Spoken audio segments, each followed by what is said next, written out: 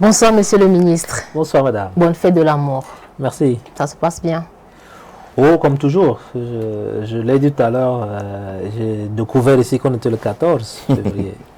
Il vous arrive souvent d'offrir des fleurs, des roses? Chaque Aux jour. personnes chères? Chaque jour, à mon épouse. D'accord. Uniquement à votre épouse? Oui, j'en ai une seule. D'accord. Alors, le principe est simple dans cette rubrique. Vous allez apprécier les questions proposées par nos internautes. Alors, le manque d'amour peut-il affecter notre bien-être? Le manque d'amour, oui, bien entendu. Bien entendu, c'est important, l'équilibre psychologique est très important. D'ailleurs, nous en avons parlé à la 156e session du Conseil exécutif de l'OMS, la santé mentale, parce que les gens ont toujours l'impression que c'est les fous. Non, il ne s'agit pas seulement de fous, il s'agit de nous tous. Nous devons avoir cet équilibre mental, cet équilibre psychologique qui nous pousse à aller de l'avant et qui déteint sur notre santé globalement. Et donc, c'est important. C'est important de ne pas être aigri, c'est pas important de ne pas toujours être fâché, c'est important d'aimer. C'est important d'aimer. Alors, sur la santé mentale, si vous permettez, quelle est la place que la santé mentale occupe dans votre politique de santé?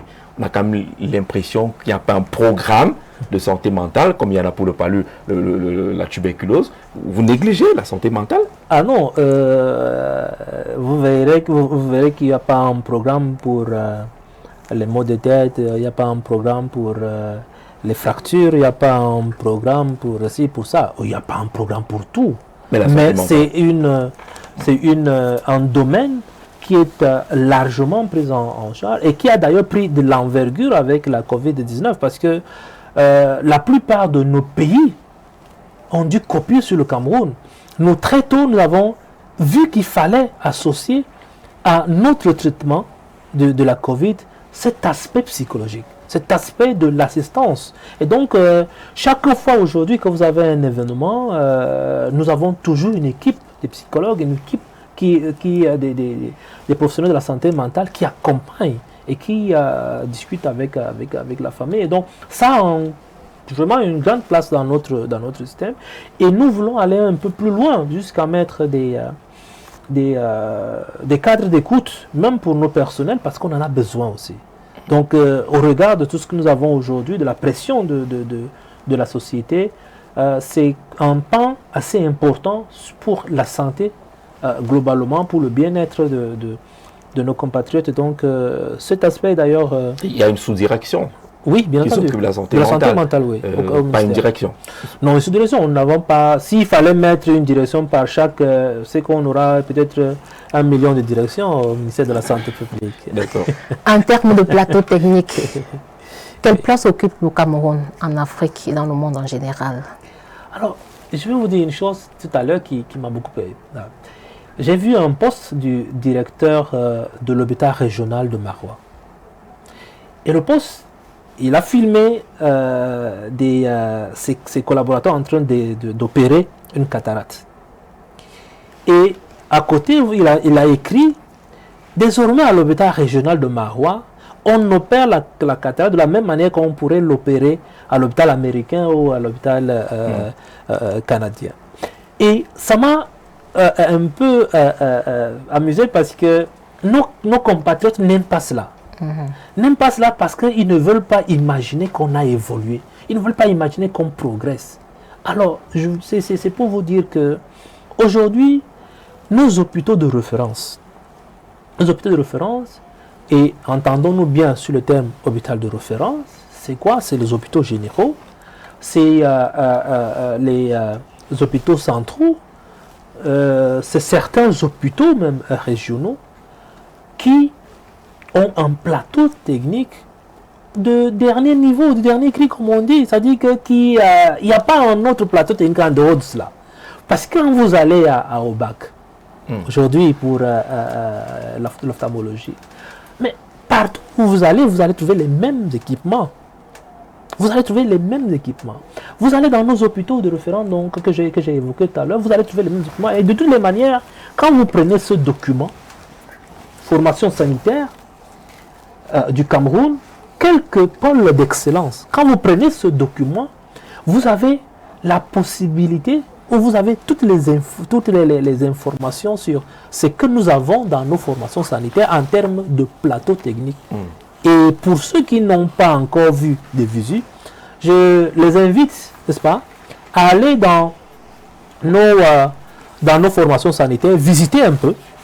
Et puis, s'ils ont la possibilité d'aller ailleurs, dans n'importe quelle formation sanitaire dans l'Occident, qu'ils demandent. Ou alors même sur Internet, qui prennent seulement la référence d'un de nos équipements, qui tapent sur Internet et qui voient s'il y a un autre niveau encore. Donc, je crois que le Cameroun a fait un bond en avant.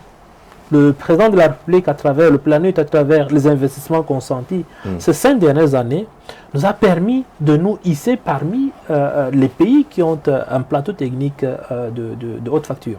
Et est-ce que cela va avec le personnel voilà, maintenant, nous avons un personnel bien formé, mais ils sont en nombre restreint. C'est-à-dire qu'ils ne sont pas nombreux. Et donc, c'est ça notre problème aujourd'hui, c'est de pouvoir densifier, n'est-ce pas, la ressource humaine qui va avec le plateau technique. C'est de mettre en place, comme je l'ai dit tout à l'heure, la formation continue qui va avec l'utilisation, la fonctionnalité de ce plateau technique. Nous avons des formations, des équipements aujourd'hui dans certains de nos hôpitaux de France qui ne sont pas utilisés parce que on n'a pas quelqu'un qui sait utiliser. Mais l'équipement est là. Et donc, c'est ce qui nous préoccupe aujourd'hui, c'est cette adéquation entre le plateau technique que nous avons et puis la ressource humaine qui va avec. Et je pense que le président de la République a commencé à apporter des solutions. Cela va aller crescendo. Monsieur le ministre, le Cameroun continue d'enregistrer un nombre élevé d'évacuations sanitaires des hautes personnalités. On a envie de savoir qu'est-ce qui fait problème. Mais pourquoi vous parlez simplement de hautes personnalités? C'est les cas les plus visibles. Dites que le Cameroun continue à avoir des évacuations sanitaires.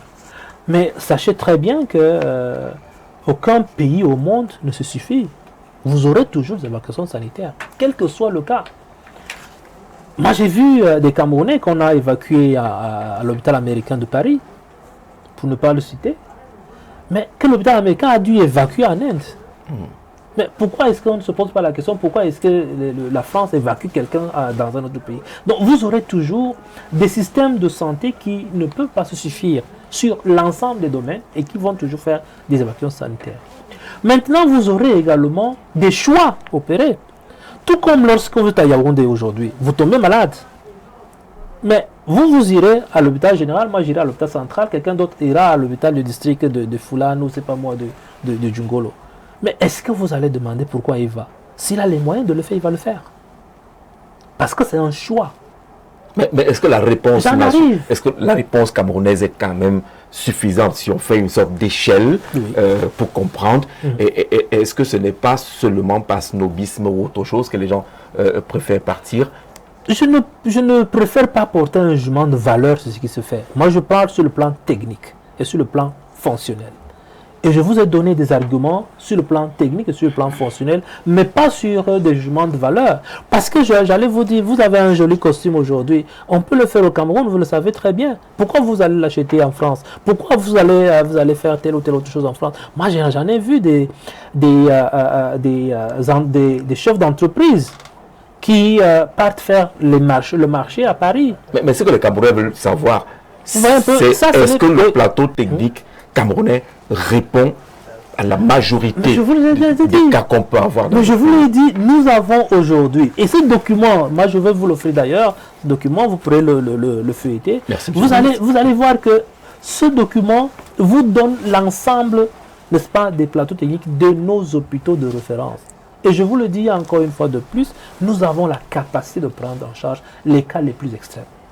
Maintenant, ce que j'ai demandé aussi à notre système de santé, si vous avez un cas qui vous dépasse, ou on n'a pas la compétence, au lieu qu'on évacue, nous préférons faire venir la compétence externe, qu'ils travaillent sur dans nos formations sanitaires, et les autres en profitent pour pouvoir le faire. C'est comme ce qu'on entend faire avec la chirurgie cardiaque à l'hôpital général de Yaoundé.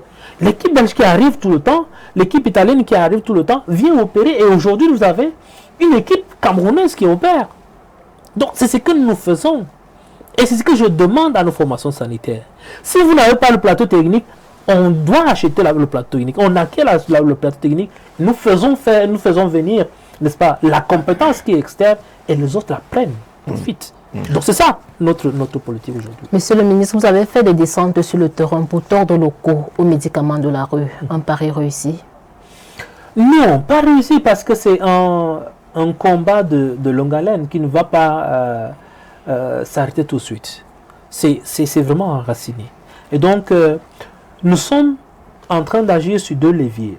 Levier de la répression, c'est-à-dire ce que nous faisons comme descente, saisie et tout le reste. Mais on a un autre levier technique où on va multiplier, n'est-ce pas, la chaîne de distribution des médicaments. Et surtout, demander à nos pharmaciens de pouvoir détailler le produit. Parce qu'en réalité, quand il va à la rue avec 100 francs ou 200 francs, il a ses 4-6 comprimés, il pense que c'est bon pour lui. Or, quand il va à la pharmacie, on va lui donner une boîte de 24 comprimés qu'il doit acheter à 10 000 alors qu'il n'a que besoin de 6 ou 10 comprimés là-dedans. Donc, nous sommes en train de travailler avec l'Ordre national de pharmaciens pour que à la pharmacie qu'on puisse avoir une dispensation sous la forme hospitalière où on vous compte des produits et vous ne payez que les produits que vous avez, les comprimés dont vous avez besoin. Il s'est dit également que certains pharmaciens se ravitaillent sur le marché noir. Que dites-vous à ce sujet? Je ne l'ai pas parce que si je l'avais tout de suite, je fermerais cette pharmacie. Donc, nous mettons en place quand même un système d'audit, un système d'évaluation, un système de contrôle. Tout en appelant la population à dénoncer. Voilà, nos équipes sont sur le terrain. Moi-même, sur mon compte Twitter, j'ai demandé qu'il y ait des dénonciations. Et si nous avons une dénonciation, nous agirons tout de suite. Mais les équipes, n'est-ce pas, de l'inspection générale concernée descendent régulièrement sur le terrain, contrôlent les pharmacies, ferment. On en a fermé beaucoup quand même aussi. On en a fermé beaucoup. Je me souviens, en pleine Covid, il y avait une pharmacie qui vendait de l'aspirine, mais en réalité, c'était de la farine.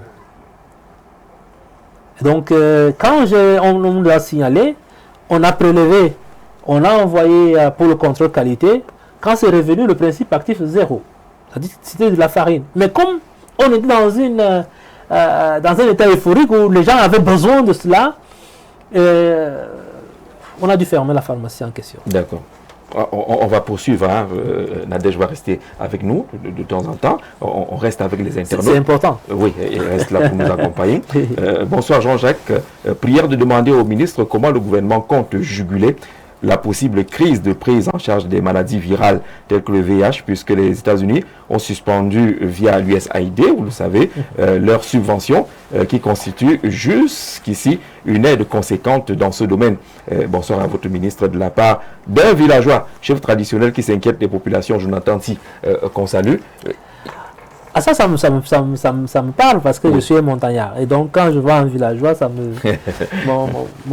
Mon statut de montagnard est en train de remonter. Donc non, ce que nous avons fait, c'est que dès qu'on a eu la décision des États-Unis, d'abord c'est un pays qui nous a beaucoup aidé, il faut le reconnaître et il faut dire merci. Mais dès qu'on a eu la décision, nous avons fait une évaluation rapide de la situation, de l'impact. Et on a proposé déjà des mesures de mitigation à court, à moyen et à long terme.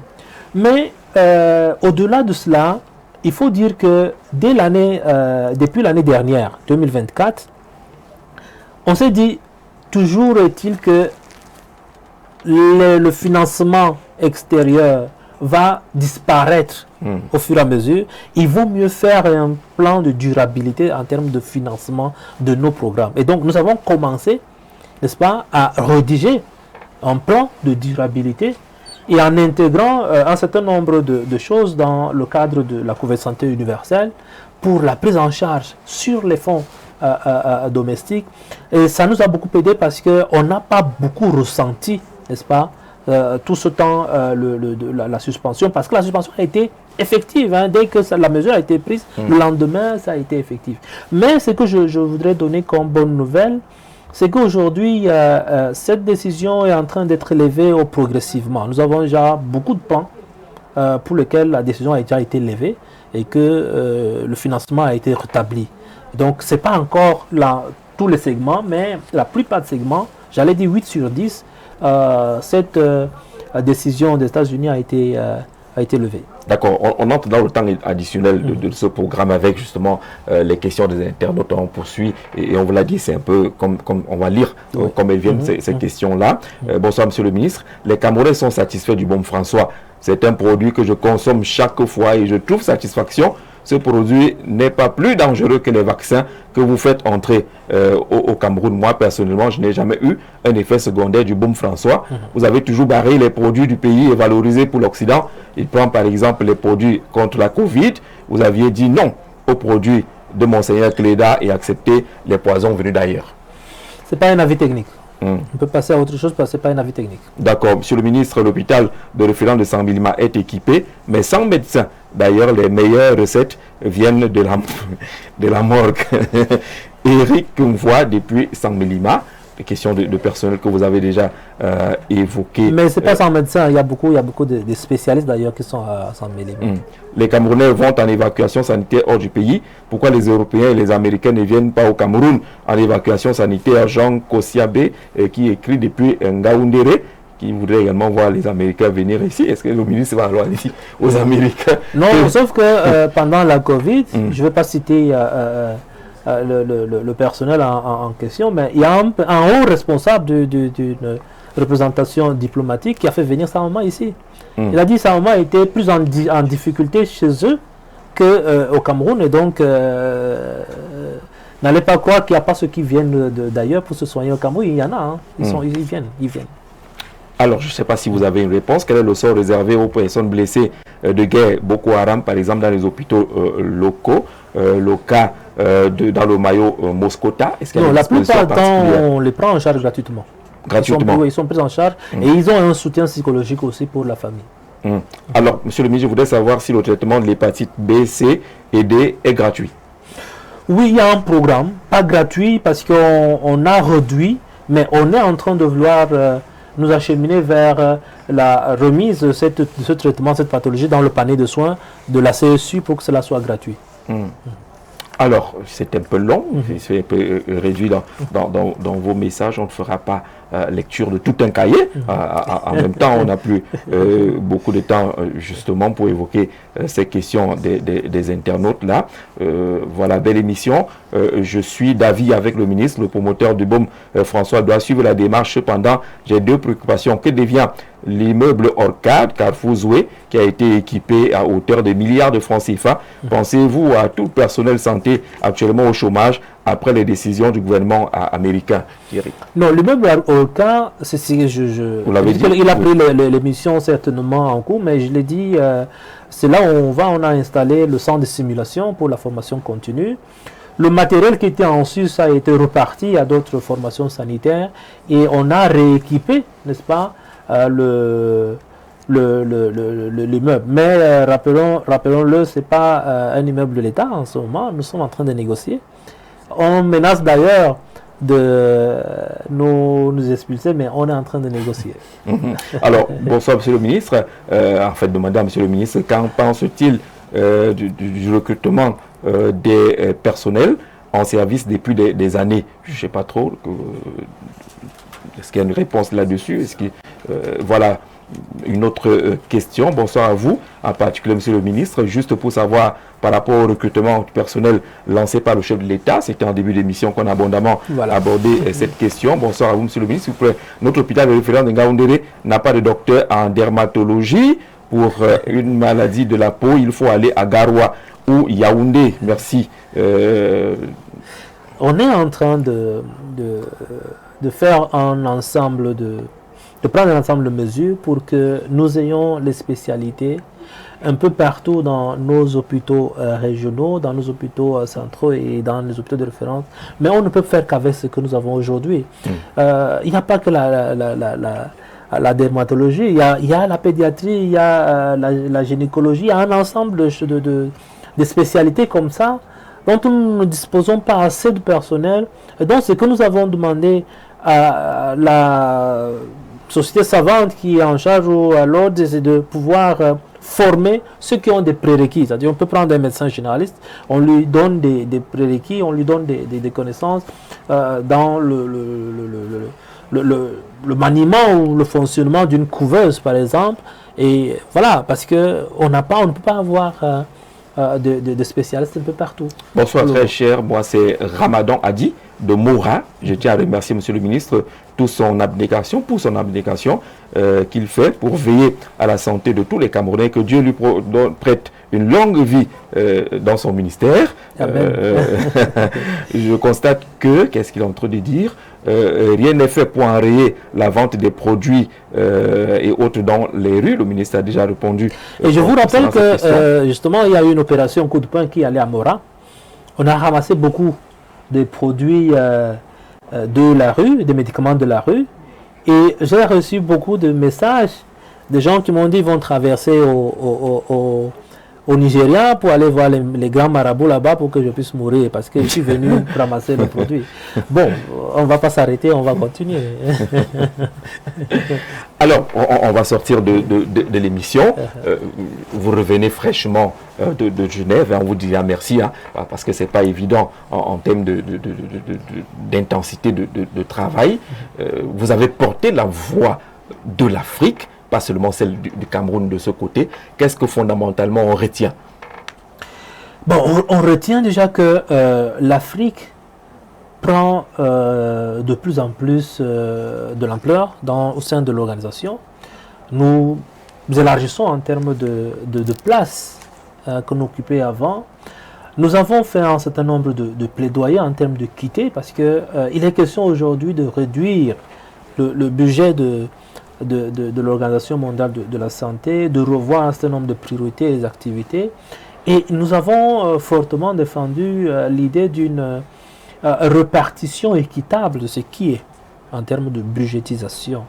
Et que de toutes les manières, s'il faut réduire, il va falloir réduire ailleurs, mais pas en Afrique, parce que nous étions déjà davantage mal lotis en termes de budgétisation. Et donc, nous retenons que l'Afrique apporte beaucoup aujourd'hui à l'organisation. Nous retenons également que la voix de l'Afrique porte et la voix de l'Afrique est écoutée au sein de l'Organisation mondiale de la santé. Et ça nous fait beaucoup de plaisir parce que lorsque le président de la République, son Excellence Paul Biya, décide de nous envoyer aux travaux de ces conseils exécutifs, ce n'est pas simplement pour aller faire de la figuration. C'est pour défendre un certain nombre de choses, c'est pour vendre l'image de notre pays et je crois que nous avons fait ce que nous pouvons faire. Ce qu'il faudra retenir, c'est que avant cela, le Cameroun n'a pas appartenu au Conseil exécutif. Parce que le Conseil exécutif, c'est l'organe suprême de l'Organisation mondiale de la santé. C'est le Conseil exécutif qui valide la désignation, la nomination du directeur général de l'OMS. C'est le Conseil exécutif qui oriente, qui déclare, qui fait. Donc, c'est l'organe suprême, n'est-ce pas, de l'Organisation mondiale de la santé. Et donc, nous n'avons pas encore appartenu à ce cercle restreint, n'est-ce pas, de cette instance. Et on est allé au-delà, c'est que le Cameroun a présidé cette instance-là. Et ça, c'était vraiment quelque chose à retenir, quelque chose d'assez historique, c'est que le Cameroun a présidé le conseil exécutif de l'OMS. Il faut le retenir. Embarrassant quand même, hein, avec les positions des États-Unis relativement à l'OMS. Ah oui, bien entendu. Et ça, vous ne croyez pas si bien le dire. Nous avons eu la question de la Palestine, par exemple. Nous avons eu les passes d'armes, surtout sur ma présidence. Il y a eu une passe d'armes entre la Russie, entre l'Ukraine, et tout, que nous avons géré. C'était sur ma présidence. Et donc, c'est souvent embarrassant, mais c'est le débat, c'est la rencontre, n'est-ce pas, des visions différentes, des opinions différentes, mais c'est ça qui fait le monde. Et je l'ai dit, c'est ça qui nous permet d'avancer. Alors, on va vous dire merci pour cet ouvrage, les 20 plus belles citations de Paul Biya, c'est de vous. Oui, merci pour cet exemplaire. Alors, très rapidement, vous attaquez ces 200 citations par une première. Le Cameroun est un pays complexe. Le Cameroun a ses particularités. Le Cameroun, c'est le Cameroun. C'est de Paul Biya le 20 septembre 1991. Vous la mettez comme première citation. C'est pour répondre à qui? C'est pour compter parmi les 200 plus belles citations de Paul Biya. le Cameroun, c'est le Cameroun. C'est la réponse qu'ont généralement ceux qui n'ont rien à dire disent que le Cameroun, c'est le Cameroun. C'est pour que la génération qui arrivera trouve ces 200 plus belles citations. Et chaque citation qui est contenue ici est à sa place, pas dans l'ordre, de toutes les manières, pas dans l'ordre, mais c'est les plus belles, selon moi. Ça peut ne pas être les plus belles selon vous. Vous aurez pu trouver 2 ou 3 ou 400 ou 500, mais moi je les ai trouvées les plus belles. Et c'est pour que la génération qui arrive sache quelle était la philosophie, quelle était l'idée, n'est-ce pas, de Monsieur le Président de la République. Je crois que c'est un travail, un devoir de mémoire. Dans ce devoir de mémoire, permettez qu'on dise une seconde. Oui. Bien entendu. Dites-moi, est-ce qu'on change une équipe qui gagne? Réponse, non. C'est le président de la République, le 6 octobre 1997. C'est peut-être une citation d'actualité. On est à l'approche de l'élection présidentielle.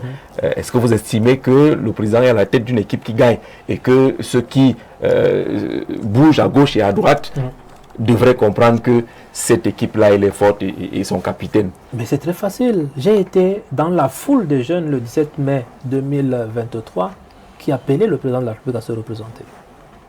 J'étais parmi ces jeunes-là, ces jeunes Camerounais, venus de tous les horizons, réunis à Mokolo, arborant les plus beaux habits du Cameroun. Ce n'était pas simplement du RDPC, parce que c'était tous les partis, les jeunes de tous les partis politiques qui étaient réunis. Et nous avons dit à ce moment-là, pour certaines raisons qui nous sont propres à nous les jeunes, nous voulons que le président de la République, son Excellence Paul Biya, continue, n'est-ce pas, à gouverner le Cameroun, et donc qu'il se porte candidat. Vous croyez à la sincérité de ceux qui étaient mobilisés à Mokolo? Sur ce plateau, nous avons reçu Abdourahmane Baba, qui dit qu'une surprise attend votre candidat aux prochaines élections et que ce qu'on voit en termes de mobilisation là, c'est du pipeau. Mais que représente un seul individu devant 3 millions de Camerounais? Qu'est-ce que moi je peux représenter devant vous tous qui êtes ici? Rien du tout. Ça ne compte que pour moi-même. Comme on dit au quartier, il parlait pour lui. C'est ça. Voilà, ça le concerne. Ça dit que lui, il a fait une déclaration. Ceux qui étaient là, ils étaient une centaine de mille, ils ont fait leur déclaration également. Maintenant, à vous de voir. Parce que l'élection, il me semble-t-il, c'est le comptage de voix. Ce n'est pas les déclarations les plus fortes ou les plus méchantes ou les plus fermes. C'est qu'on ajoute 1 à plus 2, plus 3, plus 4 et on se dit comment on trouve. S'ils sont plus nombreux, ceux qui étaient venus ici vous dire qu'il y a une surprise, nous allons travailler pour qu'on n'ait pas de surprise. Mais si ça veut que nous sommes nombreux, on n'a pas de chance, on n'a pas de souci à se faire. Vous savez, c'est là. Vous n'avez pas de doute quant à la mobilisation de la partie septentrionale derrière le candidat du RDPC? En tout cas, ce que je vois lorsque je vais, ce que j'entends dans les rues, que ce soit à Garoua, que ce soit à Ngaoundéré, à Mokolo, à Maroua, au Kousseri, ou à Gwa, ce que j'entends, c'est que dans la majorité des cas, on est pour que le président de la République se représente.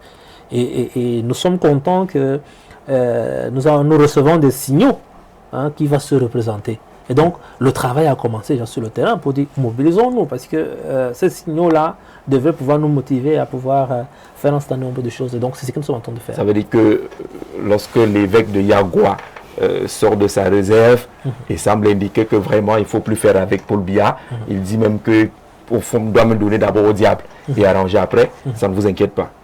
Nous sommes en train de travailler sur le terrain. Nous réservons, autant qu'ils nous réservent une surprise, nous leur réservons une surprise. Donc, chacun doit simplement affûter ses armes. Nous allons à une bataille électorale et c'est dans les urnes que tout se décide. Les discours que nous faisons, c'est dans l'urne, c'est ce qui va dans l'urne qui est plus j'allais dire, pertinent. Les discours, c'est les discours. Les mouvements tels que 11 millions de nordistes et autres, les sorties de certains ressortissants du septentrion sur les réseaux sociaux et autres qui semblent dire que c'est notre tour maintenant ou retour du pouvoir chez nous, comment vous les percevez? Est-ce que vous savez que depuis que les réseaux sociaux ont pris de l'ampleur, des fois il m'arrive, Vous savez, quand vous riez beaucoup, c'est aussi bien pour la santé. Ah, d'accord. Il m'arrive de me guérir par le rire. Parce qu'il y a des gens qui font un discours sans contenu. À la fin, il a fait c'est pas moi, un buzz terrible sur les réseaux sociaux. Mais concrètement, il n'y a rien. Il n'y a rien. Il y a beaucoup de gens qui font des très beaux discours. Mais allez les voir. Il y a un promoteur de... Parce que moi, je suis du secteur de la santé, je reviens toujours là. D'une formation sanitaire qui s'est mis sur les plateaux pour dire non, moi je défends les jeunes médecins qui sont là, il faut qu'on leur donne du travail, ils sont ci, ils sont ça, ils sont d'ailleurs un peu mal formés, mais on va quand même essayer de voir. Allez voir dans sa formation sanitaire. les médecins, le personnel est très mal payé, ils ne sont pas affiliés à la CNPS, ils tirent le diable par la queue. Je m'apprête d'ailleurs à y aller pour pouvoir fermer cette affaire. Mais quand il est sur les réseaux sociaux, c'est le premier. C'est le premier à dire qu'il se met en défenseur, n'est-ce pas, des jeunes médecins, en défenseur des jeunes infirmiers, en défenseur des personnels de santé. Mais chez lui-même, commencez par chez vous. Ce n'est pas le président de la République qui viendra améliorer le condition de travail de ceux qui travaillent chez vous. C'est vous qui les payez. C'est ça le Cameroun en réalité. Et c'est ça qui fait notre spécialité. C'est pour ça que nous sommes le continent. Parce qu'on parle, on parle. Après, il n'y a rien. Ce monsieur qui a fait le buzz sur les sociaux, quand il va dormir, il dort profondément chez lui. Et il oublie ce qu'il a fait là, pour recommencer le lendemain. Donc, pour nous, nous sommes sereins. Nous avons un candidat. Nous donnons les moyens pour rentrer dans les urnes et les emporter dans les urnes. Merci, Monsieur le Ministre. Uniquement dans les urnes. Merci beaucoup pour tout ce temps que vous avez pris pour échanger avec nos téléspectateurs et des millions de Camerounais d'ici et d'ailleurs. Je vais terminer avec un message de notre internaute. Vous n'allez pas répondre. Bonsoir le plateau, en particulier, Monsieur le Ministre. Très chaud, calme, jeune, charismatique et posé. Que Dieu veille sur vous durant toute votre carrière et bon vent pour la suite. Saïdou qui envoie ce message et qui va nous permettre justement de vous remercier grandement et remercier toutes les équipes techniques qui se sont mobilisées. Le programme, vous allez le revoir demain à 7 h, comme tous les samedis d'ailleurs, en rediffusion. Dimanche également à 7 h et puis lundi à 12h30. Il faut bien noter ces rendez-vous de rediffusion. Tous les samedis à 7 h, dimanche à 7 h et puis le lundi à 12h30. Nadège, on va laisser Monsieur le Ministre aller se reposer. Il paraît que les ministres dorment très peu. Voilà. Merci le serviteur. Voilà, merci d'avoir regardé, merci d'avoir été là. Rendez-vous au prochain rendez-vous justement.